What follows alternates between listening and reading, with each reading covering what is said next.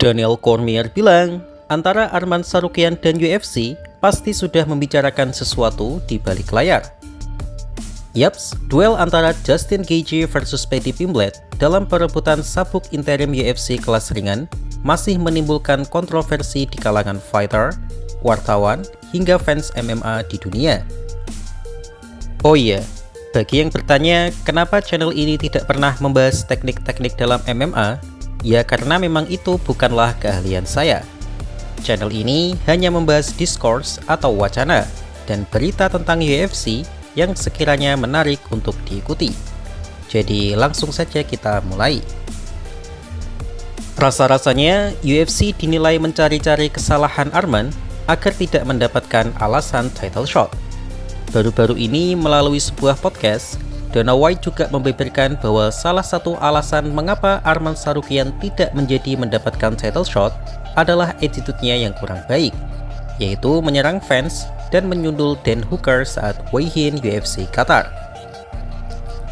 Hal senada juga diungkapkan oleh Michael Bisping dalam podcast Jackson, di mana meskipun secara kualitas bertarung Arman sudah tidak perlu diragukan lagi, tapi perilakunya dianggap bisa merugikan UFC. Some fans thought Arman should have been the one to get a 155 title pound shot. We knew that would happen too. Of course.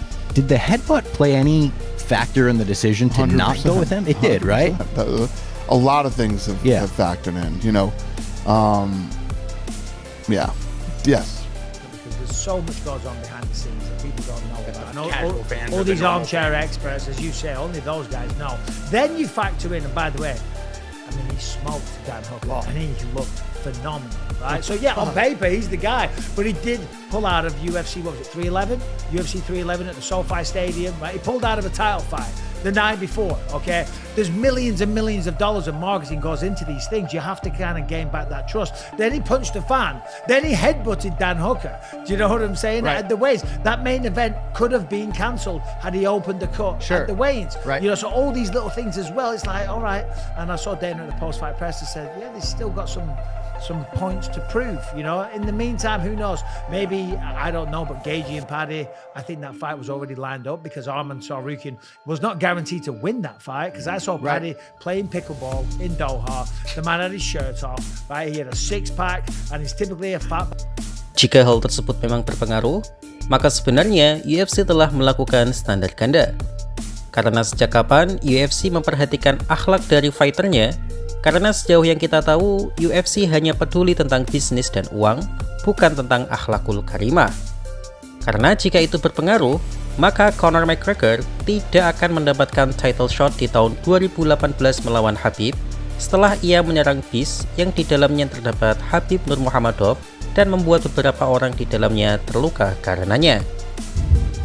Contoh lain adalah Colby Covington yang juga mihnus akhlak, walaupun katanya hanya acting, masih mendapatkan perlakuan istimewa dari UFC dengan masih berstatus contender berranking. Padahal kemenangan terakhirnya adalah di tahun 2022 dan ia sudah 700 hari lebih belum bertanding lagi. Karena itu, alasan attitude sepertinya bukanlah hal yang bisa dijadikan UFC sebagai alasan utama.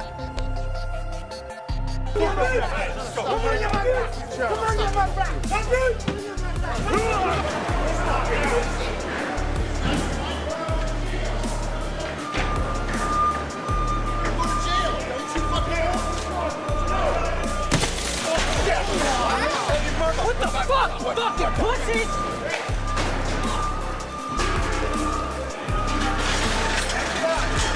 Dude, what the fuck? Hey, what the fuck?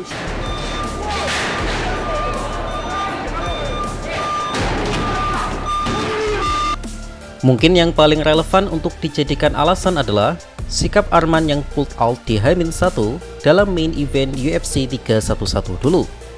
Dan secara bisnis, sangat wajar jika perusahaan sebesar UFC menginginkan komitmen lebih dari Arman agar tidak membuat perusahaan rugi akibat ketidakprofesionalannya.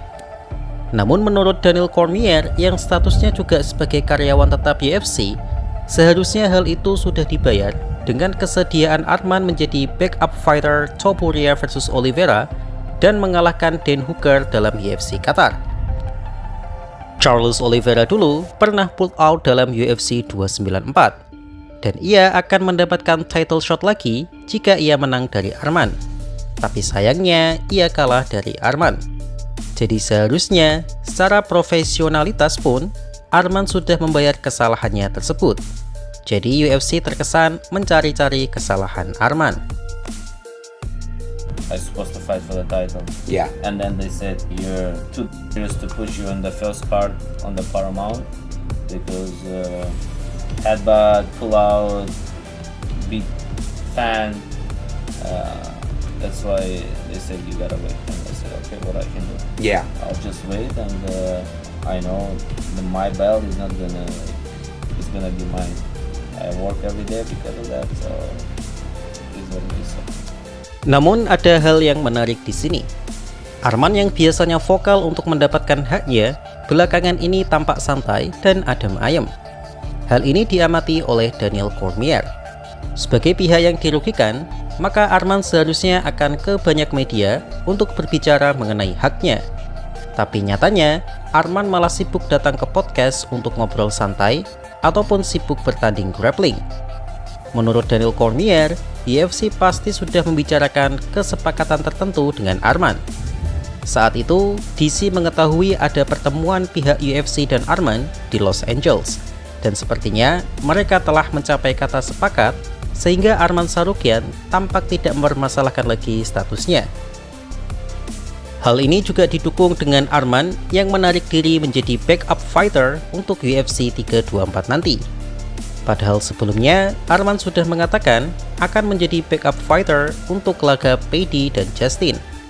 Jadi Daniel Cormier menduga pasti UFC telah berhasil memenangkan Arman dengan penawaran yang melegakan Arman. Dan saya sendiri yakin hal yang ditawarkan UFC bukanlah uang, karena kita tahu sendiri Arman sama sekali tidak kekurangan uang. Ya gimana mau kekurangan uang, dia aja punya pulau pribadi. Dan petunjuk lainnya adalah, beberapa waktu lalu, Ilia Topuria juga mengatakan bahwa UFC telah mempersiapkan skenario menarik andai Justin Gaethje mampu mengalahkan Paddy. Apakah nantinya jika Gaethje menang, Topuria akan menanggalkan sabuknya dan Arman akan maju dalam perebutan sabuk undisputed? Itu adalah hal yang kita spekulasikan. Tapi itu pun sulit, karena Paddy Pimblett bukanlah lawan yang mudah untuk Justin Gaethje di usianya yang sekarang.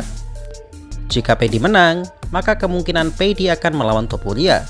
Tapi jika itu terjadi, maka Arman akan kembali tergantung statusnya. Yaps, banyak sekali spekulasi terhadap wacana yang terjadi, dan Topuria sendiri dilarang membocorkan rahasia itu. Tentunya ini akan menjadi menarik dan pasti akan menjadi kejutan nantinya. Jadi bagaimana menurut kalian? He headbutted Dan Hooker. We all know. It is what it is. We haven't cut him. We're not sideways with him. We don't dislike him. Arman's a man. He knows how this played out. He knows how this all went down behind the scenes. He knows. We all know.